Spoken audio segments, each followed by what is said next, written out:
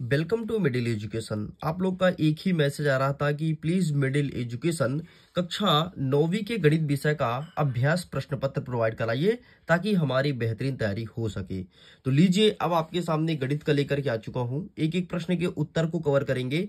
इस वीडियो में प्रश्न क्रमांक 1 से लेकर के 23 तक के संपूर्ण प्रश्न का उत्तर देखने वाले हैं। बहुत अच्छे से देखिएगा, आपके एग्जाम में बहुत ही ज्यादा हेल्प मिलेगा, क्योंकि मैंने आपको हिंदी का जो अभ्यास प्रश्न कराया, संस्कृत कराया, सेम टू सेम बहुत सारे क्वेश्चंस आपके एग्जाम में देखने को मिला है। एंड अब बारी है गणित की।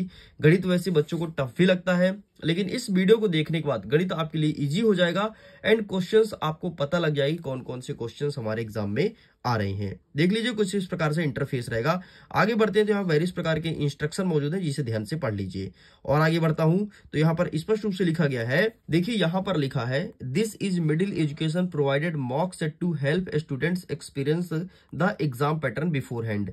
मतलब यह मिडिल एजुकेशन द्वारा प्रोवाइड कराया जा रहा एक मॉक सेट है, जिससे बच्चा घर बैठे एग्जाम पैटर्न को समझ सकता है और पूरे के पूरे तरीके को देख सकता है। तो चलिए स्टूडेंट्स, हम आगे बढ़ते हैं और देखते हैं इसमें किस प्रकार से प्रश्न पूछा गया है। हमारा प्रश्न क्रमांक 1 कह रहा है, एक बहुपद दिया है एक्स स्क्वायर धन 3x के पावर में 4 धन x माइनस 4x के पावर में 3 धन 7, इसका घात क्या है। इसमें घात पूछा है, तो यहां पर इसका सही आंसर हो जाएगा ऑप्शन नंबर आ, इसकी अधिकतम घात 2 है। आगे बढ़ते हैं। नेक्स्ट क्वेश्चन कहता है, प्रश्न क्रमांक 2, दो अपरिमेय संख्या का योगफल सदैव एक संख्या होती है, तो अगर दो अपरिमेय संख्या को जोड़ोगे तो हमेशा आपको अपरिमेय संख्या मिलेगी। तो इसका सही आंसर लगाएंगे ऑप्शन नंबर बा। नेक्स्ट तीसरा नंबर कहता है, मूल बिंदु के निर्देशांक होते हैं, तो यहां पर लगाना है ऑप्शन नंबर 1 0 0, और ये वर्ष 2022 में 23 में 24 में पूछा गया प्रश्न है। आगे बढ़ते हैं। नेक्स्ट क्वेश्चन कहता है, दो चर वाले प्रत्येक रैखिक समीकरण का आलेख होता है, तो ये होता है एक सरल रेखा। तो यहां पर लगाना है ऑप्शन नंबर आ, इस करेक्ट आंसर। आगे बढ़ते हैं। दो कोण जिनका योग 180 डिग्री हो वो क्या कहलाता है, तो वो कहलाएगा, जिसका योग 180 डिग्री होता है उसे समपूरक कोण कहते हैं, और जिसका कोण 90 डिग्री होता है उसे पूरक कोण कहते हैं। ये ध्यान रखिएगा। आगे बढ़ते हैं। छठवां नंबर कहता है, तीन असंरेख बिंदुओं से होकर अधिकतम वृत्त खींचे जा सकते हैं, तो अधिकतम एक वृत्त खींचा जाएगा। इस प्रकार से आपका ये होता है कंप्लीट। अब देख लीजिए, सेम क्वेश्चन इंग्लिश में अवेलेबल है। अगर आप इंग्लिश मीडियम के विद्यार्थी हैं तो सारे क्वेश्चन को इंग्लिश में देख सकते हैं। आगे बढ़ते हैं। नेक्स्ट कहता है, प्रश्न क्रमांक 2, रिक्त स्थान की पूर्ति करो। पहला नंबर कहता है कि समान भुजाओं वाले दो वर्ग होते हैं तो हमेशा सर्वांग सम होंगे। नेक्स्ट कहता है, शंकु का आयतन डैश डैश होता है, तो शंकु का आयतन होता है 1/3 पाई आर स्क्वायर एच। तीसरा नंबर कहता है, सबसे अधिक बार आने वाले प्रेक्षण को क्या कहते हैं, तो इसे कहते हैं बहुलक। आगे बढ़ते हैं। एक परिमेय संख्या का दशमलव प्रसार डैश डैश होता है, तो इसका दशमलव प्रसार होगा अनवासनी अनावर्ती। नेक्स्ट कहता है, पांचवा नंबर, भाज्य बराबर भाजक गुणे भागफल धन क्या होगा, तो धन यहाँ पर आपको शेषफल लिखना है। छठवां नंबर कहता है कि एक त्रिभुज के तीनों अंतः कोणों का योग कितना होता है, तो 180 डिग्री होता है, तो यहाँ पर लिखोगे 180 डिग्री। इस प्रकार से हमने प्रश्न क्रमांक 2 तक पूरा कंप्लीट कर लिया है। इसके अलावा अगर इसके पीडीएफ को डाउनलोड करना है तो लिंक डिस्क्रिप्शन बॉक्स में है, जा करके आसानी से आप पीडीएफ को डाउनलोड कर सकते हैं, जिसमें क्वेश्चन और आंसर दोनों का पीडीएफ प्रोवाइड कराया गया है। आगे बढ़ते हैं। प्रश्न क्रमांक 3 कह रहा है, सत्य सत्य लिखो। पहला नंबर कहता है, एक परिमेय संख्या का दशमलव प्रसार या तो शांत होता है या अनवासनी आवर्ती होता है, तो ये बात बिल्कुल सही है। नेक्स्ट कहता है, एक बहुपद का शून्यक सदैव शून्य होता है, गलत है। नेक्स्ट कहता है, बाई अक्ष पर स्थित बिंदुओं की भुज हमेशा शून्य होती है, ये बात बिल्कुल सही है। नेक्स्ट कह रहा है कि रैखिक समीकरण का प्रत्येक हल रैखिक समीकरण के आलेख पर स्थित एक बिंदु होता है, ये बात बिल्कुल सही है। नेक्स्ट कह रहा है, ऋजु रेखीय कोण की माप 360 डिग्री होता है, ये बिल्कुल गलत हो जाएगा। आगे बढ़ते हैं। छठवां नंबर कह रहा है कि समद्विबाहु त्रिभुज के तीन कोण क्या बराबर होते हैं, तो ये बिल्कुल गलत हो जाएगा। इस प्रकार से ये होता है कंप्लीट। सेम क्वेश्चन इंग्लिश में अवेलेबल है। अगर आप इंग्लिश मीडियम के स्टूडेंट हैं तो क्वेश्चन को इंग्लिश में देख सकते हैं। आगे बढ़ते हैं। हमारा प्रश्न क्रमांक 4 कह रहा है कि सही जोड़ी को मिलाइए। पहला नंबर कहता है X square minus Y square, तो ये हो जाएगा X plus Y X minus Y. Next कहता है X cube plus Y cube क्या होगा, तो ये हो जाएगा X plus Y X square minus X Y plus Y square. Next कहता है बिंदु ओबी स्थित होगा ओ और बी किस में स्थित होगा, तो देखो आगे वाला एक्स है और बी जो है वो बाई है, तो डेफिनेटली ये बाई अक्ष पर स्थित होगा।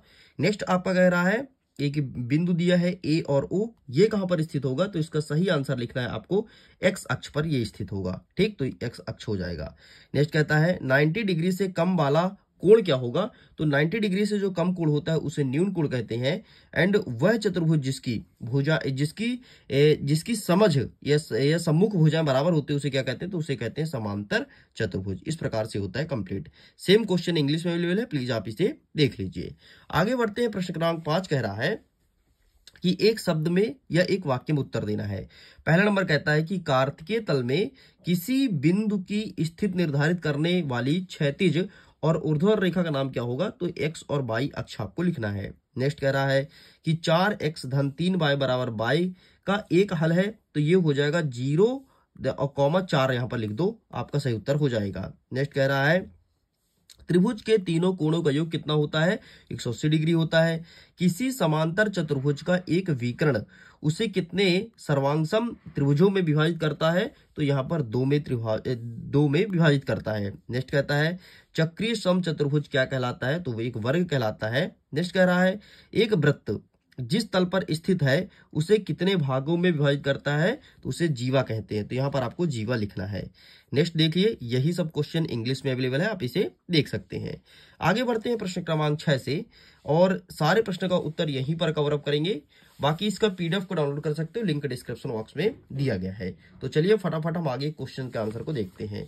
हमारा 6वां नंबर कहता है 1/7 और 2/7 के बीच एक अपरिमेय संख्या निकालना है, तो ये रहा इसका आंसर, आप इसका फोटो खींच लो। चलिए साइड करते हैं। नेक्स्ट क्वेश्चन इसके अथवा में कहता है हमें एक बहुपद दिया है, क्या है 3x धन 1, इसका शून्य क्या होगा, शून्य फाइंड करने के लिए बोला है। तो आइए मैं इसका आंसर भी आपको दिखा देता हूं। तो ये प्रश्न बोला गया है एंड ये रहा इसका आंसर, तो please take a screenshot. Side करते हैं, आगे बढ़ते हैं। नेक्स्ट कह रहा है प्रश्न क्रमांक 7। 7वां नंबर कहता है कि हमें वैल्यू फाइंड करना है।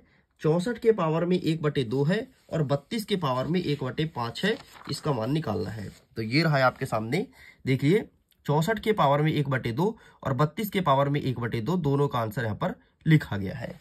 आगे बढ़ते हैं। नेक्स्ट हमारा क्या कह रहा है, नेक्स्ट अथवा कह रहा है कि 1/√7 माइनस √6 में हर का परिमेयीकरण क्या होगा, ये चीज पूछा गया है। तो आइए फटाफट इसका आंसर देख लेते हैं। ये हमारा अथवा है, ये मिलेगा आपको नेक्स्ट पेज में, ये रहा। ठीक, ये प्रश्न रहा, तो प्लीज आप इसका स्क्रीनशॉट ले लो।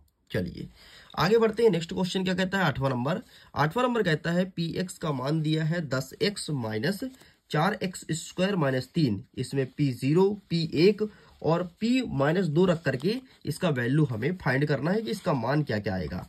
तो आइए एक बार वैल्यू पुट करते हैं। बाकी वैसे बहुत इजी है, इसका आंसर मैं ना भी दिखाऊंगा तो भी आप कर सकते हैं। देखो कैसे, यहाँ पर जहां px लिखा है ना, तो x के स्थान पर एक बार 0 रखो, यहाँ पर भी 0, इसे सॉल्व कर लो। एक बार 1 रख के सॉल्व कर लो, एक बार -2 रख के सॉल्व कर लो। तो प्लीज इसको अटेंड जरूर करना, ठीक है। बाकी इसका आंसर क्या रहा है आप मुझे मेरे व्हाट्सअप नंबर पे भेजना। मेरा व्हाट्सअप नंबर है 7470-705-703। चलिए आगे बढ़ते हैं। इसका अथवा देखते हैं कि गुणनखंड करना है, जो कि बहुत ही इजी है।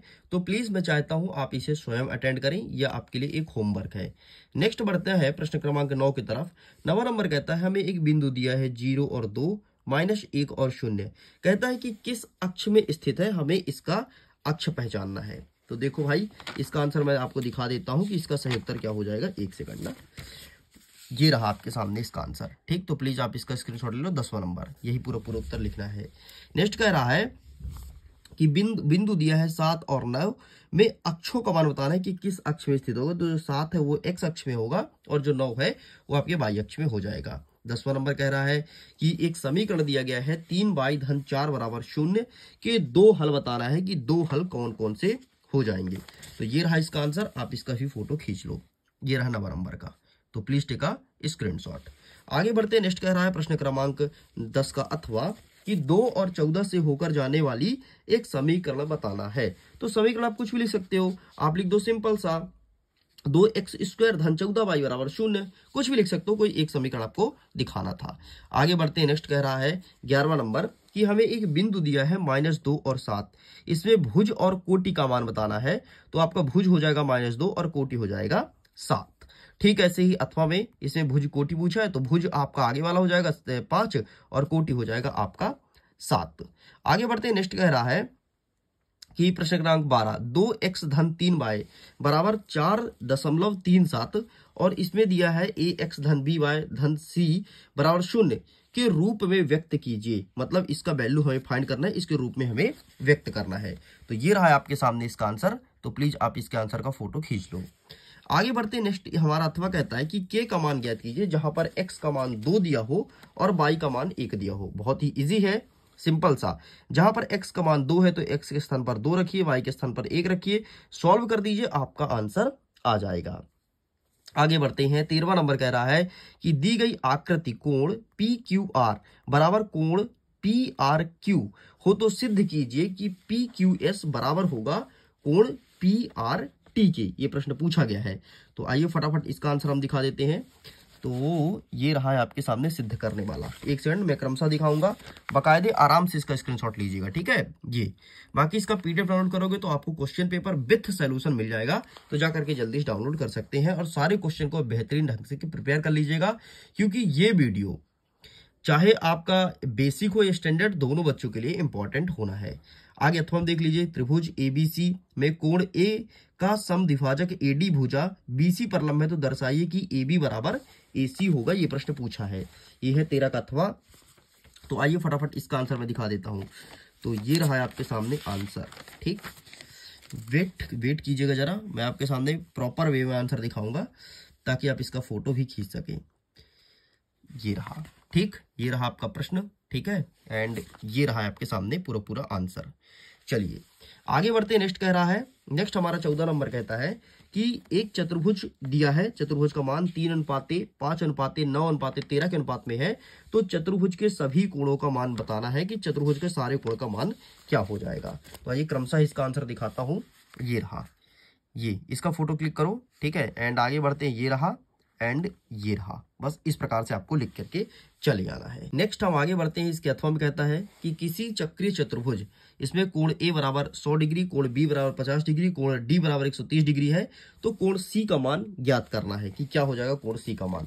तो आइए फटाफट दिखा देते हैं इसका सही उत्तर कि क्या हो जाएगा इसका सही उत्तर। तो ये रहा है आपके सामने, कोण ए का मान 100 डिग्री दिया है ना, तो ये रहा। बढ़िया, इसका फोटो खींच लो और यही आपको लिख के चले जाना है। आगे बढ़ते हैं। नेक्स्ट कह रहा है प्रश्न क्रमांक 15 नंबर कह रहा है कि किसी त्रिभुज का आधार 16 सेंटीमीटर है, ऊंचाई 8 सेंटीमीटर है, त्रिभुज का क्षेत्रफल निकालो। बाकी आगे क्वेश्चन को नेक्स्ट पार्ट में कवर करेंगे। मैं उम्मीद करता हूँ वीडियो काफी हेल्पफुल रहा होगा, एंड अगर ये वीडियो पसंद आए तो लाइक कीजिए, शेयर कीजिए, चैनल को सब्सक्राइब करके रखिएगा। आगे के क्वेश्चंस आपको नेक्स्ट पार्ट में प्रोवाइड कराए जाएंगे। Thanks for watching.